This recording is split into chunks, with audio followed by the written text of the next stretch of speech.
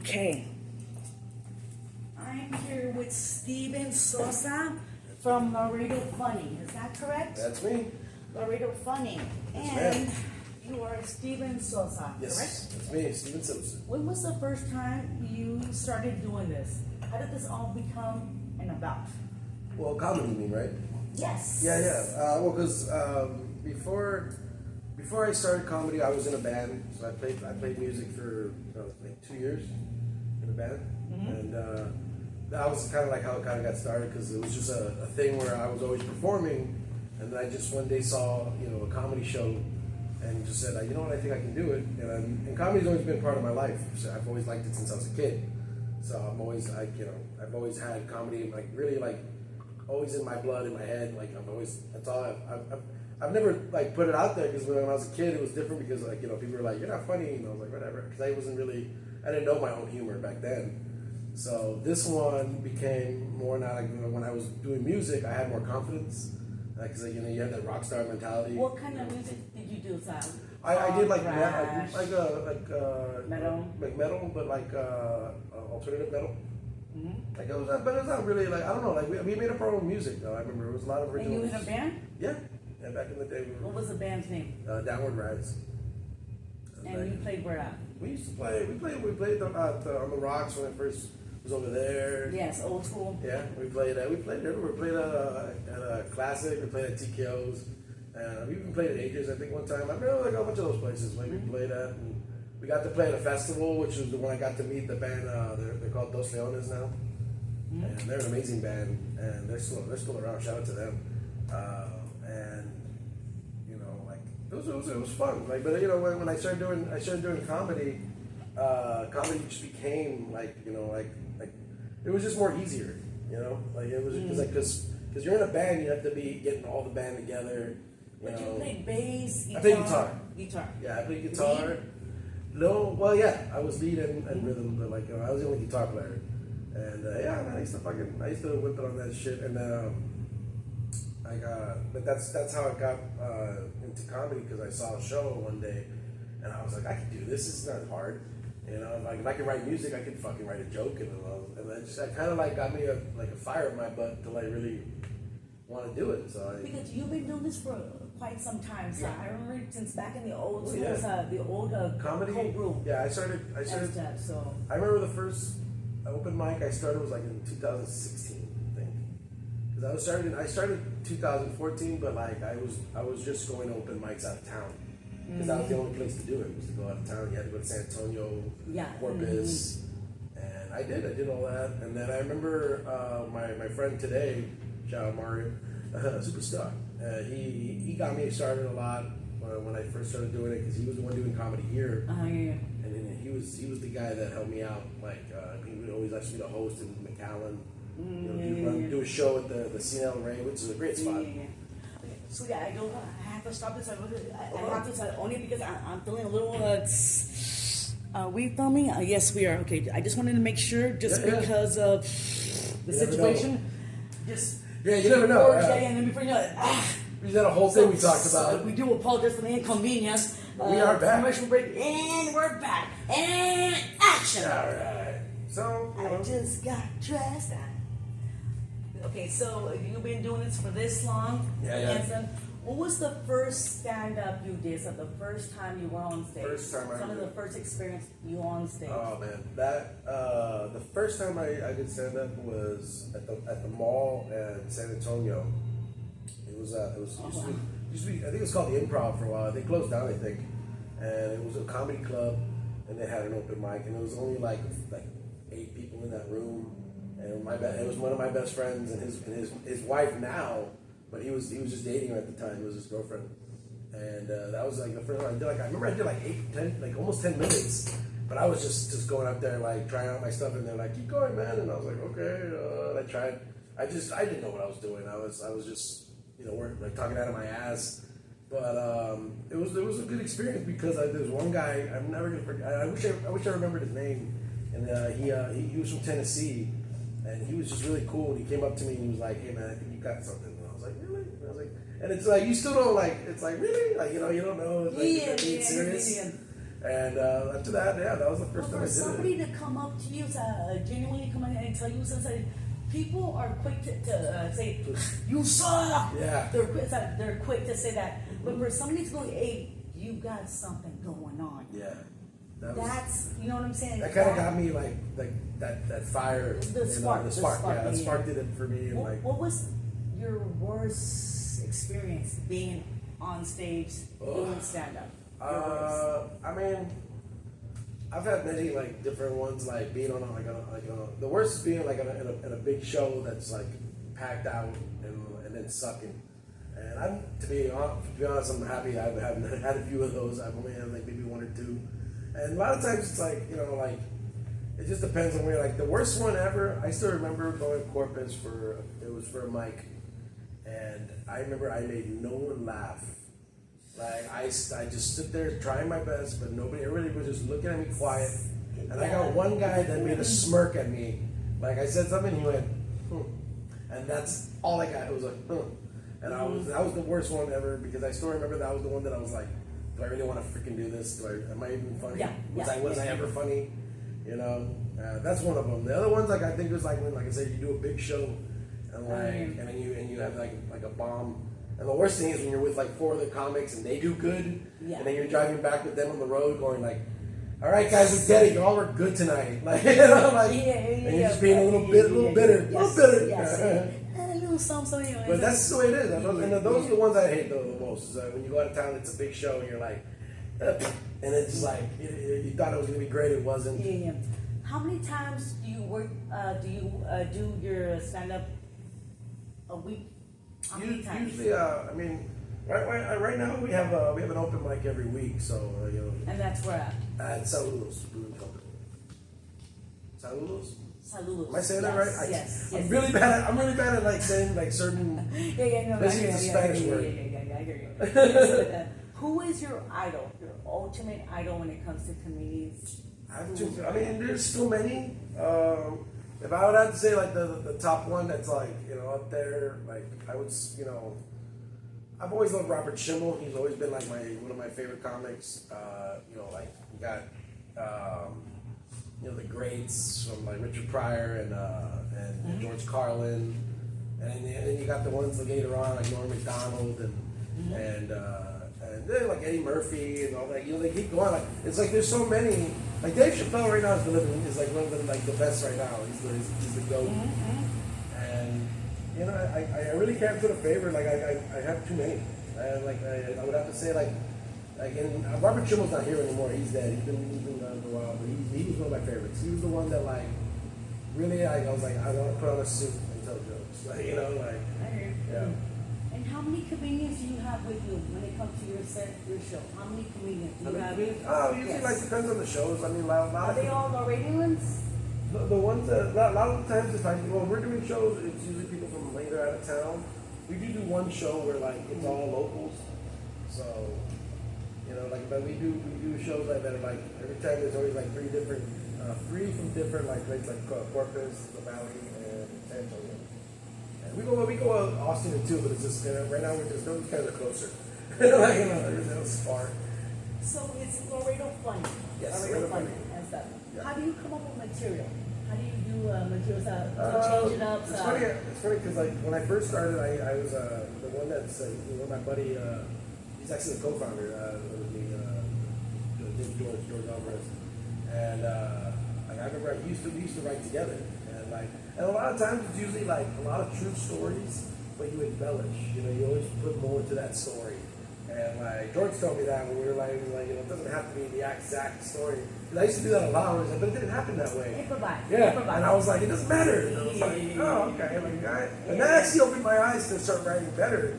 And the thing is, if you be doing comedy, you have to become like kind of like a nerd about it and really learn it. I've done that a lot, and that's why like my thing is like when I write, I usually write like, well, this is the true story. I go, but it'd be funnier if I had this. Because you know, like that's usually how I comedy is. Do you find yourself having to change whenever you're doing a story, and you can tell you can read the people saying it's kind of like. Okay, whatever it is, and you know that your story is not working, so you have to go, okay, fuck this story's up, and you have to break into another one. It's happened. Like So, a lot. fuck it, I always in order to change up the dynamic. You always have if like something sucks, it's always good to have like we call like a comedy indicator, like something that's gonna be funny, like just like that. So like like if you're like nobody likes it, you're like fuck that joke, and then everybody laughs because you're like you're indicating like you're showing it, and but like you use a funny thing. To Yes. Again, it usually works. What's your open line of thought? If I'm saying, what's your when you go and say, hey, everybody think this is a Steven Sosa, and what's your like my opener? I always go to like, be able to when I get up, I'm always like, hey guys, how y'all doing? Like I always like that energy. So and they're expecting, okay, you're next to Yeah. But what's the so I had my tongue off this woman's ass. You know what I'm saying? I'm sorry, you caught me off guard. Or there I am. I was like, whoa, here we go. Here I go. What's my window?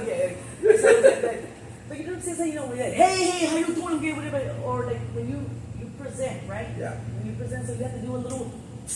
Well, it's always like your opening joke. Like I always do that. Like like hey, like my shirt. Like this is my medium shirt, and people laugh because they go, you're fat, dude. Come on, don't lie to us. Like, and then that's kind of like. I'm not fat, I'm husky. Yeah. But it's a very everyone has a different intro. Yes. Sometimes, and it doesn't have to be like a lot of people are quiet when they start. Like they'll be up there. You gotta be just. But again, it's just the way you are. Yeah. So going on stage, when you see the people that are kind of like whatever's up. What is your go-to to pick them back up? You know what I'm saying? Sometimes it's like you can do crowd work. You can talk to them, try to see what's up with them. Sometimes that works. I've always seen a lot of comics do that. And then a lot of times it's always good to know what the comic did beforehand. Like if you're there, like that guy talked, they loved it when he said Trump, or they loved it when he said this. And then you know that, okay, then they're going to like that, they're going to love these jokes. And then if you can notice it while they're watching them, they're like, they're not thinking this shit. That's when sometimes you have to be like, hey, like, booga, booga, booga. Like, like, hello, my baby, hello, my darling, hello, my little. We used to joke around about it, like, we're saying, like, dude, do a backflip, do something, man. Like, dude, I hear you. That's going to get the people, like, they're like, whoa, what the fuck happened? Like, Do you find politics favorable when it comes to jokes? I think some of them can, especially nowadays. I think if you do it right and it's classy, I would like. I never really had any political jokes. I go because I don't care for politics. I never have been. Uh-huh. But I do love any jokes that are about them. Like some of them that can be clever. A lot of times it's just people just imitating Trump all the time. That's always like the big thing. So I to be honest, it's just one of those things where it's like, I bet I can probably be funny about it, but I just choose not to, I guess. What's the best thing about your job? About comedy? Yes. The best thing about it is telling jokes. Is getting a chance that you have a crowd. That's always what we want. It's always like if we can have a crowd and we can tell something and we can get that big pop, that loud. That's what we call it. We get a big laugh from everybody. That's what we live for. Have you literally done comedy for two people in the crowd? So literally said this two people on a Monday. I've done it just for the bartender because I was the only person. Just for the free beer. The free beer. It was always I've done it once for bartenders, like just the manager. I was like, "Where you getting a free show? Here you go." Like, I'll clean your toilets. Yeah, get the janitor. Just give me a laugh. Oh, I've done it. I remember during the pandemic, we couldn't do any comedy, so I would go in the backyard and I would see a group of cats. And I would start telling jokes to the cats, But cats are dicks, man. They got up and left. They just climbed a tree. I was like, just like that? And you don't leave me? And I was like, you won't do that to me? I felt bad, man. I was like, man, when I got back to people actually back in bars, I was like, well, at least they can't climb out of here. Man. Dude, pandemic, speaking about that, how did it affect you besides financially, emotionally? How did the pandemic affect you emotionally? I mean, it was for a reason, but how was it on to be honest, the pandemic didn't really, emotionally, it didn't do anything to me. The only thing that we didn't lose a comic due to the pandemic and COVID. So that was the only time that was, the saddest part of COVID. Before when COVID started, we were always so busy doing comedy and doing like shows and stuff. So when comedy stopped for that week, we were like, it felt like a vacation, so we were kind of happy about it. We're like, good, I can do some Yeah, we were like, jokes. Yeah, we were like, we can actually enjoy our Saturday. You know, we're not gonna be stressed out every Friday coming up. Like, that's coming up, guys. Like, and it was just one of those things like that. You know, like I think after the first month, we were all happy until it got to April. We're like, hey, what the fuck? How are we gonna do comedy? When it was serious, yeah. That's what, and April was like serious. You can't go out. Shit. Like what? Like. Yes. And that's when we had to figure we had to figure out how to stay like relevant and funny. And I remember we started doing Zoom mics. Zoom like that little Zoom. All I wanna do was Zoom, baby, boom, boom. Hey, not the rum shake, but it was that little. They're like it's called Zoom like conference calls. Yeah. And we would make our own. We would do our own open mic for it. And it was pretty cool. Like we were actually really good at it. Like shout out to Sarah. Sarah and me were the ones that we do that stuff. I heard that she's Sarah. Yes, but she wrote the comments. Something happened to her. Yeah, she's going she has like something happened, but she's doing fine. But she's okay. Yeah, she's fine. great. Yeah, she's great. Dude, she's the only female comedy girl that I know in Laredo. Yeah. So I do that. She's still doing that stuff, you know, and stuff. So, but I heard I just heard. I was like, I hope she's okay. Oh, she's doing great. Yeah, and so I guess I heard about the vaccine or something. But she's doing great. But she's good. Yeah, she's Sarah's good. Sarah, rock and roll to you, girlfriend. She's still out there telling jokes, you know. She's going. Nice. You know, like when we did the pandemic thing, it was just funny because it was like we got to meet so many different comics from all around the world. You know, like that was the good thing. That was the good thing about it. I liked about it. We got to meet so many different comics. Every time we always had like a big group of comics. Did you find yourself making funnier jokes about your isolation? Yeah, I think so. Yeah. And do you do it on stage now? Oh yeah. Like I my favorite one is joking around about meeting a girl and like.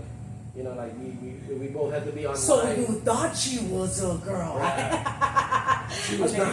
No, but I remember I was dating a girl and then like we couldn't go out because of the pandemic, so we had to like I had an Xbox. I was like, we'll get an Xbox and we'll play it online. So they said something we could do, and then like I always joke around that we play Grand Theft Auto and she takes me to the strip club. And I'm like, you have too much money. Why do I have no money? You know, like and she has a Lamborghini, I have a Beetle. You know? Yikes. Okay. So.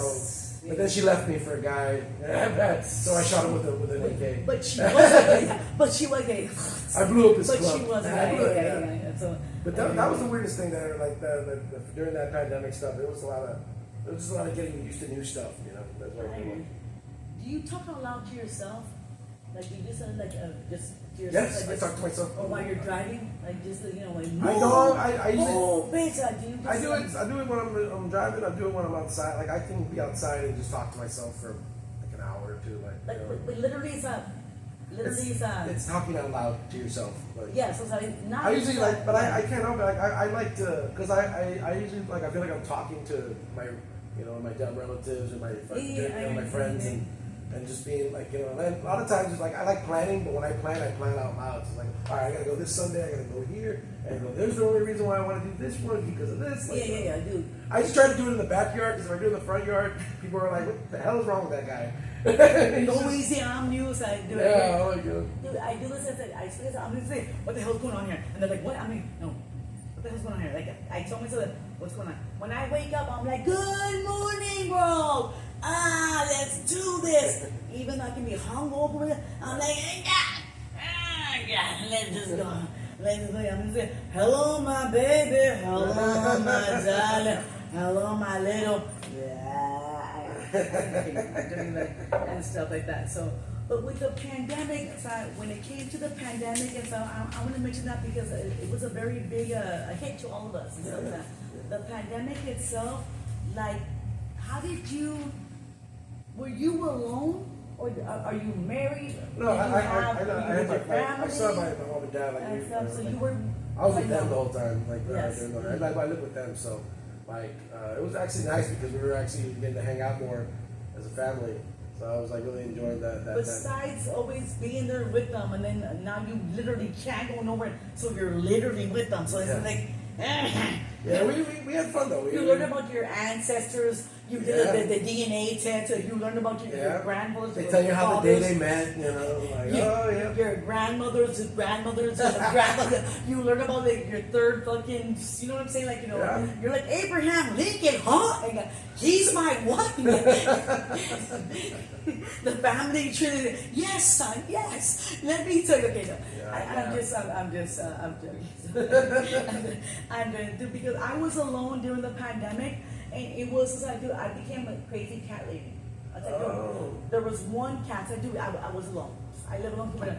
I'm there kicking around, and there was a wild feral cat. I opened the door. I'm like, hey, girl. She wouldn't let me pet her. She was a here's a little meat winner. Boom. I fed her some one fucking pebble. Boom. She ate it. She left. The next day, no lie.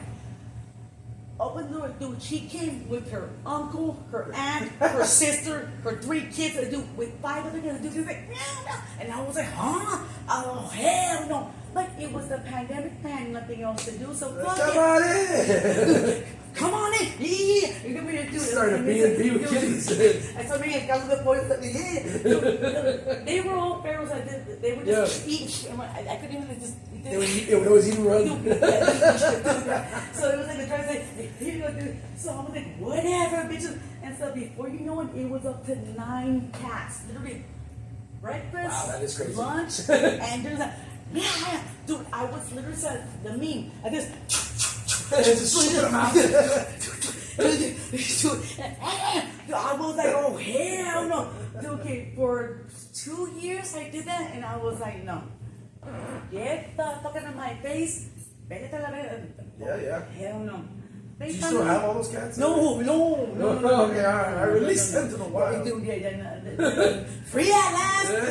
Thank God Almighty, they're free at last. So, what would you do if you won the lottery? What would I do if I won the lottery? Yes. I've always, for me, I always said like I don't know if it was like I've had $100 million or something like that. Like it was like that much money. I would always think that like the one thing I would do was first I would just fix everything that needed to be fixed, from like your life, car, payments, like all the stuff you owe in debt. And then once that's cleared out, then I'd be like, you know what, all right, now I want to get my own apartment. I want to Would you leave Laredo or would you stay there? No, I'd stay. Because I mean, like the one thing I was like once everything was established, like in my life, I was like I would be like I would just travel more. Like to be honest, I would just be like invite a bunch of comics and be like, look, I'm gonna travel to New York. If y'all want to come with me, you can stay in the Airbnb. I'll pay for the flight. Let's go party and we come back. We go for the weekend and like do comedy. That's kind of what I would be doing. I would just be traveling doing comedy, but I would be like so like happy because I can like always like, all right, so the hotel's waiting for us, like because that's something in comedy we always need. We always need a place to stay. We need a place to eat. And we need to, and we hopefully have the gas paid for it.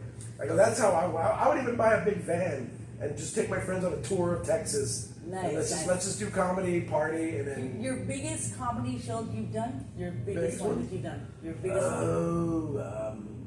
The biggest one you've done? I remember I did a show. I've done a couple, but like the one. The most memorable one. Oh man.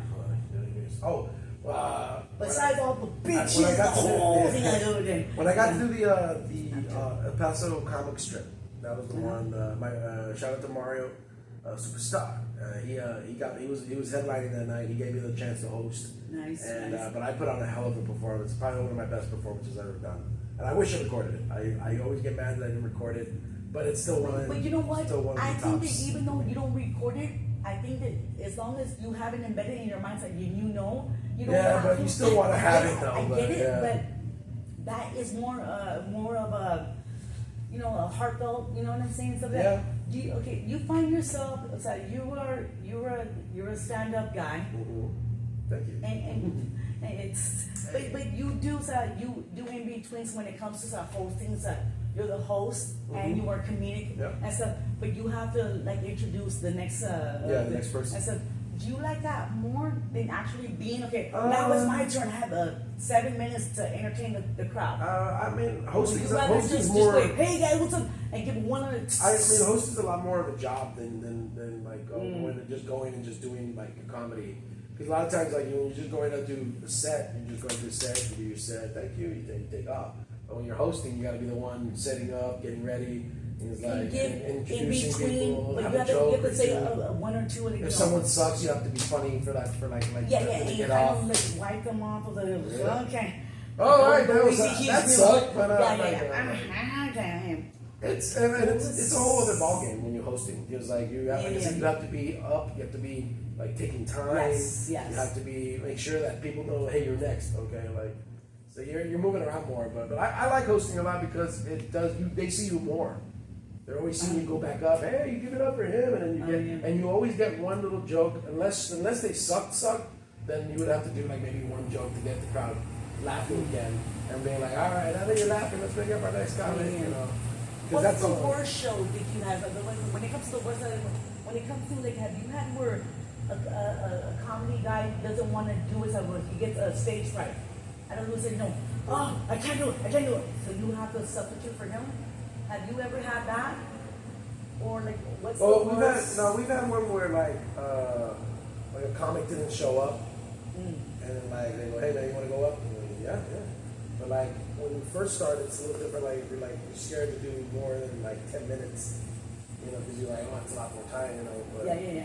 Like I think I've had times where like they go, hey, you want to go up? I'm like, yeah, I'll go up. Like, but it's, you know, you just have to have that confidence of going up, you know. 'Cause that's the only thing about like when someone asks you like, hey, like, because that's the only thing that happens. Like someone's not there, or you know, like, or they have more time. That like they added more time, so like, all right, we need one more person. You know, it's all about time in that. So you know. Mike Tyson or Jake Paul, who's gonna win? Oh man, if it's gonna be the same narrative, like where like I don't know, somehow Jake Paul always knocks out everybody, I'm gonna be pissed. But I think Tyson's gonna win. But I think Tyson he's a great boxer. Like he's one of the greatest boxers of all time. You agree that Mike is our champion since the 80s, since the late 80s. Yeah. Mike is our champion. Mike was he's our our champion. Yeah, he's definitely our champion. He He's is. the people's champion. I'll give you that. The people's champion. Mike Tyson, he's the people's fucking champion. Yeah. I mean, like Mike Tyson, the worst thing about Mike Tyson was when he used to buy pay-per-views for Mike Tyson, and then he knocks him out in the first fucking round. Dude, I get you, but it's like the dude, like the. You lost him, but you're like, damn it, I'm just dude, it's kind of like McGregor's fucking Conor McGregor, the dude, like McGregor's that dude for being a guy. McGregor is pretty much Mike Tyson. Yeah. In this day and age. Oh wow. Pretty much. So you know what I'm saying? Would you not say that? I mean, he's crazy. I'll tell him that. He's like, I know correct. Mike Tyson. Dude. Mike Tyson's crazy too, so that's why I kind of agree with that. McGregor's a nutbag, but like. But honestly, dude, there's a 30-year gap when it comes to Jake Paul and Mike. 30 years ago, but when you compare to Mike, too much. They showed him at 19. His body's at Mike and then at 57. Dude, say maybe a little thicker, but dude, come on, stop that. I mean, the way he fought Roy Jones Jr. Dude, Mike Tyson is 57. Yeah. You don't want to punch from Mike at 87. you don't want him to punch you at 87. At 97, you don't want Mike to punch you. Dude, I don't know. I think it's gonna be. Like I said, I'm actually happy that he's gonna fight someone that can really fight back. I hear you. So that's all. Me, it's all Mike Tyson. I'm going all Mike Tyson. I'm wearing his own. I'm all Mike Tyson. Have you ever been called for Jerry Dewey? Yes, but a lot of times I always got the one where like you have to wait and they like call your name and you're like you leave, and like I was always like. And then like finally I never gotten called upstairs or to do the whole thing, which I've been wanting to. I've been wanting to be like I've been like Yana, Yana. It's a mistrial. It's a mistrial. I object. I object. You object against yourself. So you're gonna have to stop doing that. Like, sorry, my bad. I was taking my own ass. You remind? It's a mistrial. It's a mistrial. Okay, dude. What's a pet peeve that you have? What's a pet peeve I have? Pet peeve that you have, yes. What do you mean, like a pet peeve?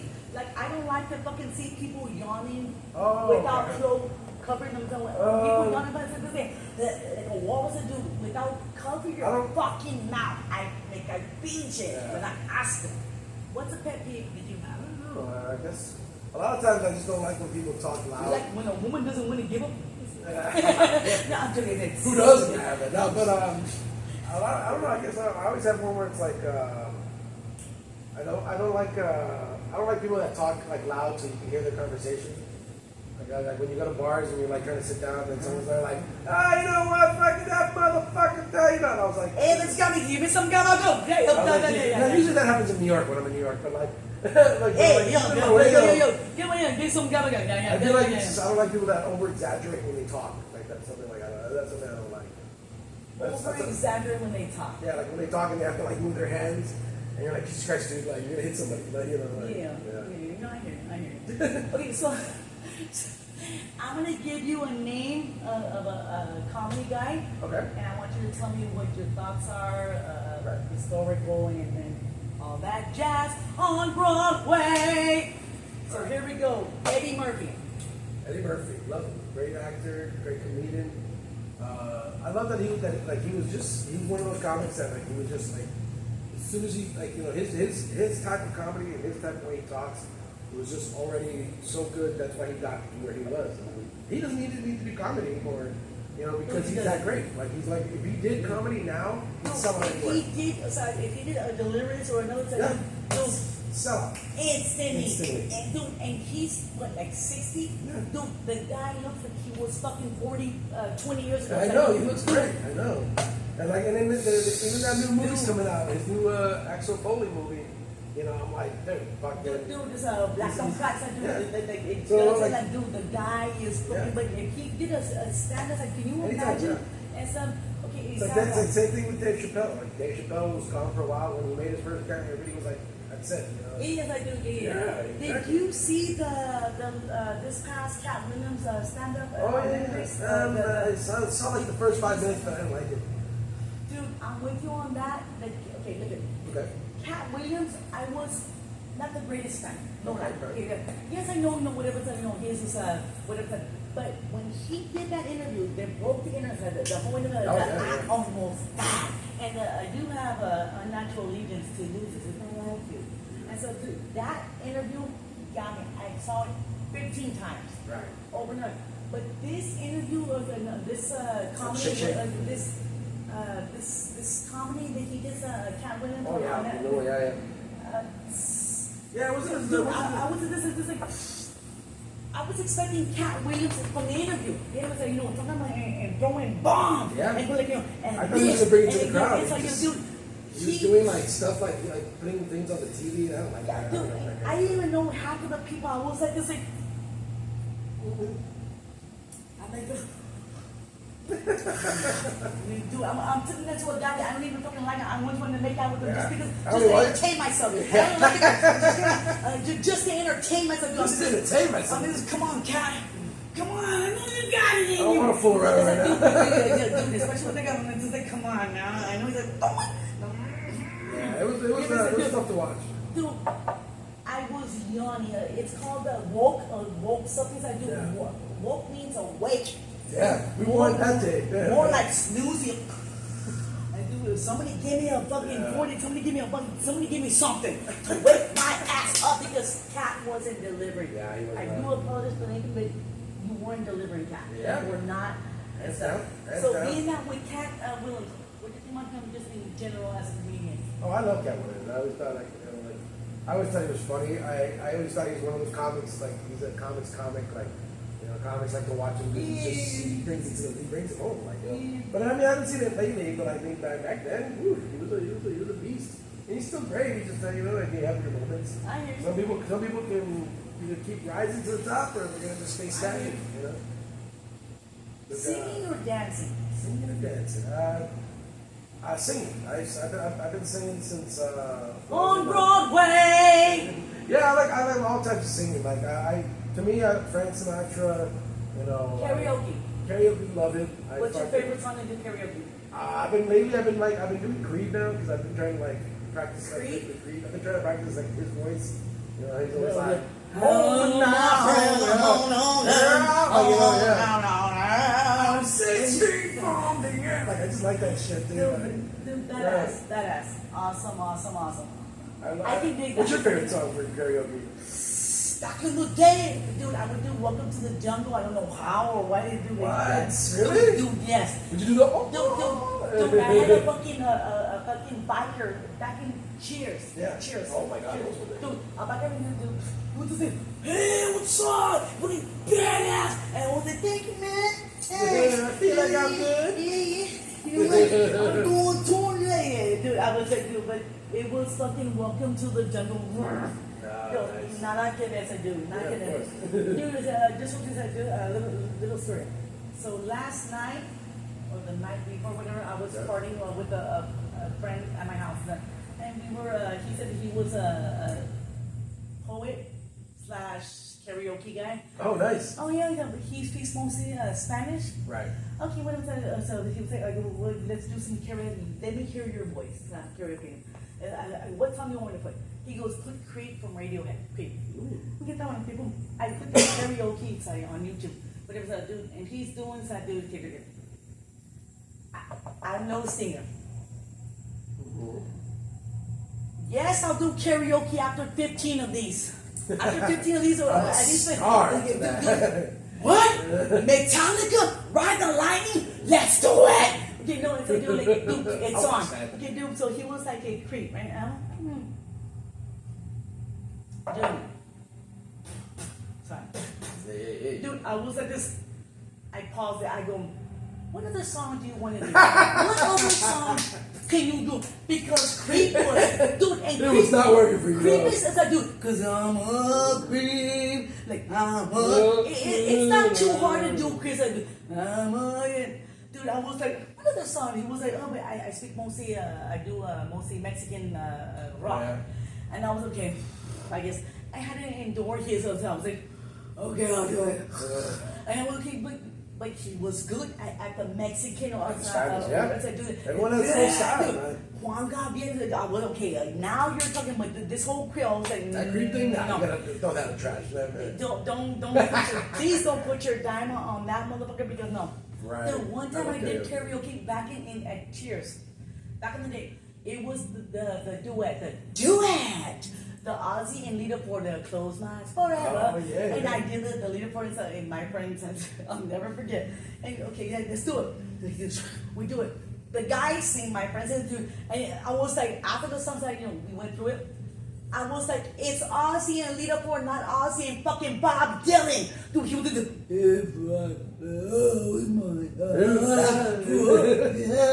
I mean, dude, but I didn't want to interrupt him during the fucking song. I was like, it's Ozzy and Lita, not Ozzy and fucking Bob Dylan.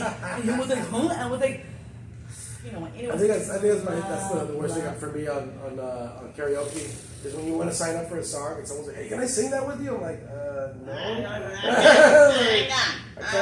It's kind of a solo project. Dude, I hear you. Laundry or dishes? Laundry or dishes? Dishes. You know, because I can always. But do you wash them out? Oh, yes, I do. No, but I'm a perfectionist, so when I wash, I'm always looking like every spot's done. That's like nice. Multiple choice or essay?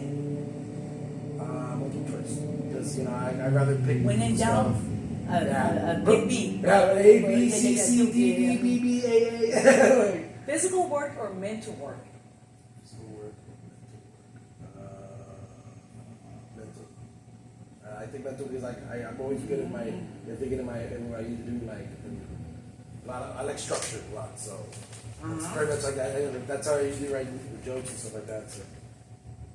Calling or texting? Texting, but I like texting, but I would rather call just because I want to talk to the person.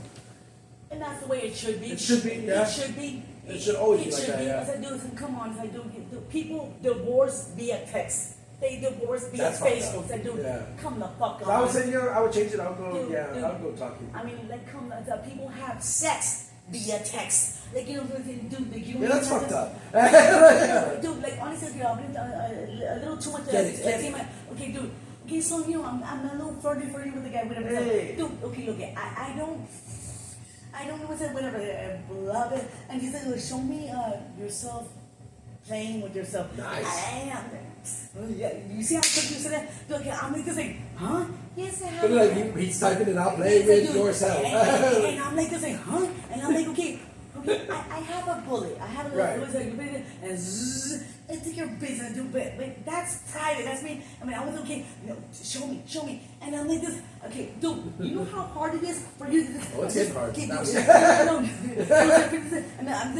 then you have to make sure you. And this thing. So like so much angles and stuff. Dude, I mean, and then I have to. I mean, oh hell no. Oh, I mean, no, delete. I mean, dude, how hard is it, dude? Pillow here, pillow this, pillow here, and then this angle.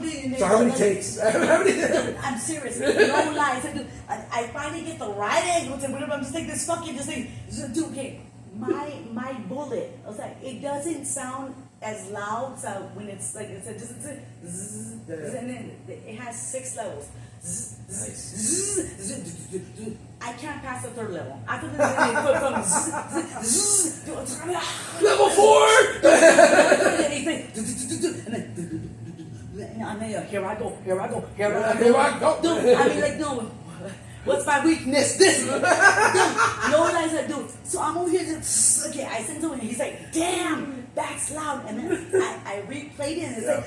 It's like a Texas chain on Leatherface. Leatherface. I was like, it doesn't sound that loud when I'm doing things. No, but I guess, dude. Anyways, what are we talking about now? What are we talking? Why? You know what? I don't give a shit. Just whenever, but it was why. Why are we speaking about this? I have no idea. What was the question? What was the question? So when you master, I'm just gonna. Dude, I mean, okay. I'm gonna. We're talking about. Okay. Sam Kinison. Sam Kinison, great comic. I loved. To be honest, like Sam was always was one of those ones where like that somebody that came from being like in the priesthood and you know he was a minister and like and stuff. You could tell how it went from that to his comedy, and I always noticed that a lot, and I liked how he steered into the skit of just. Like showing the anger he wanted to show as a pastor and to be a comedian, like so. I love Sam Kinison. I think he's like he was one of those guys who are like, man, dude, that's the rock star life you want like to have if you're a comedian. Yes, you know, just like everyone going nuts, and it's like Andrew Dice Clay too. You know, I was gonna tell you, Andrew Dice Clay, I do. He's still rocking. Oh, he's still good. I saw him in I saw him in Jersey, and it was like a surprise. It was like because I was gonna see Bill Burr. And he opened up for Bill Burr, and I was like, oh my god, I can't believe I just saw Andrew Dice Clay. Greatest day of my life. I was like, I love Bill Burr, but dude, I didn't know you had Andrew Dice Clay here. I was like, the Dice Man's here? Like, and that's another person that I'm always like, I like the person that immerses himself into a character that people love so much. Yes, you know? That's what I love but about do you find it hard for them? So when you, example, Chris Farley, or Jim Carrey. Okay.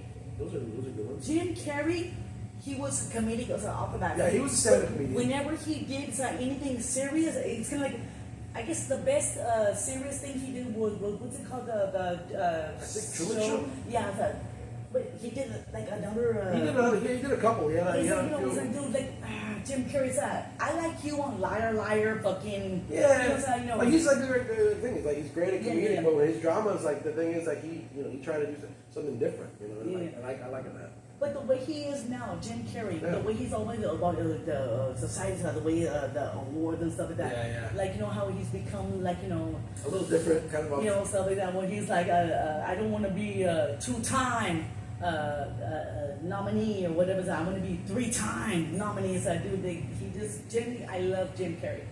Chris Farley. I love Chris Farley. Chris Farley. His fucking attitude. He was one of the ones that when I used to watch SNL, that he was always like when he was going to be on camera, like I always was going to laugh.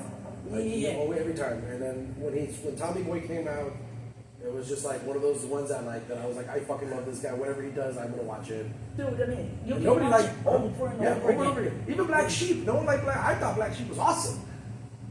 Again, people were different. I thought it was great.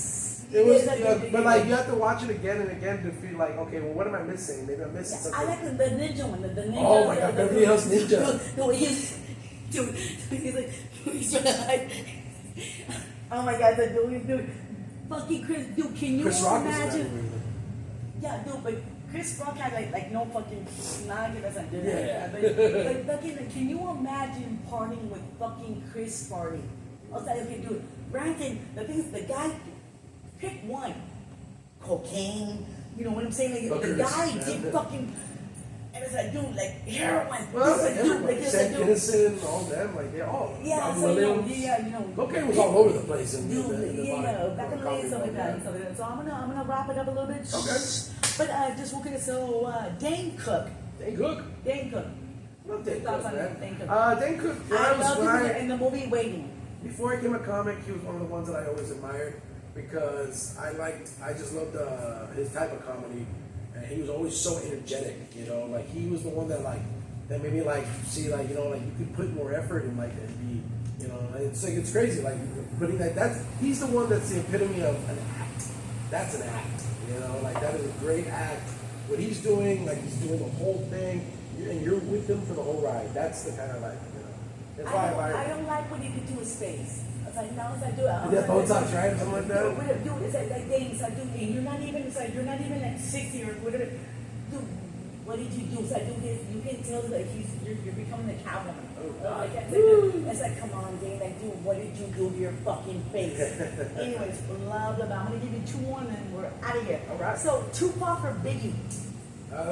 Tupac. Yeah, no, Tupac is very, like, I've always liked every song he's put out. I don't care about beefs or anything like that, so, like, I didn't really, like, I just love the song.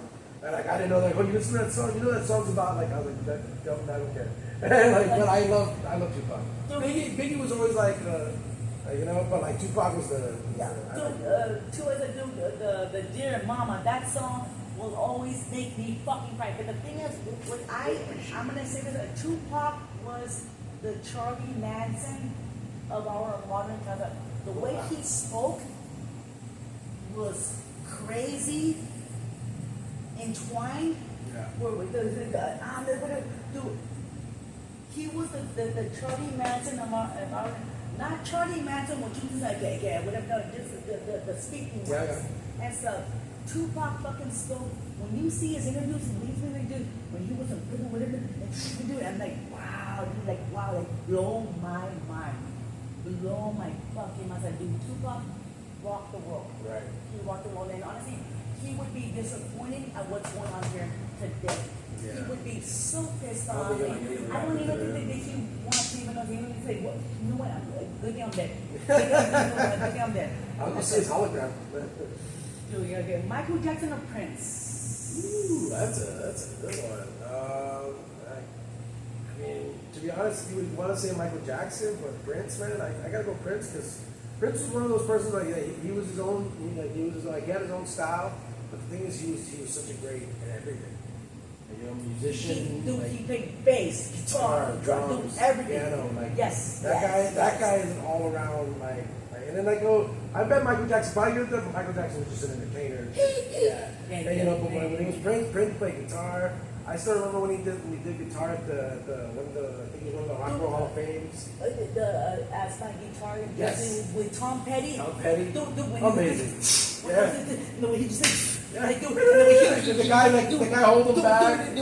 Oh, fucking beautiful. You know what I'm talking about. The way he just like, dude, the way he just do his emotions, the way he do like, it's beautiful. Yeah. Fuck out of here. And then of course, you know, right now. I wish he was still alive, so I'd be like, man, I wish I could play basketball against him because I know he was great at basketball.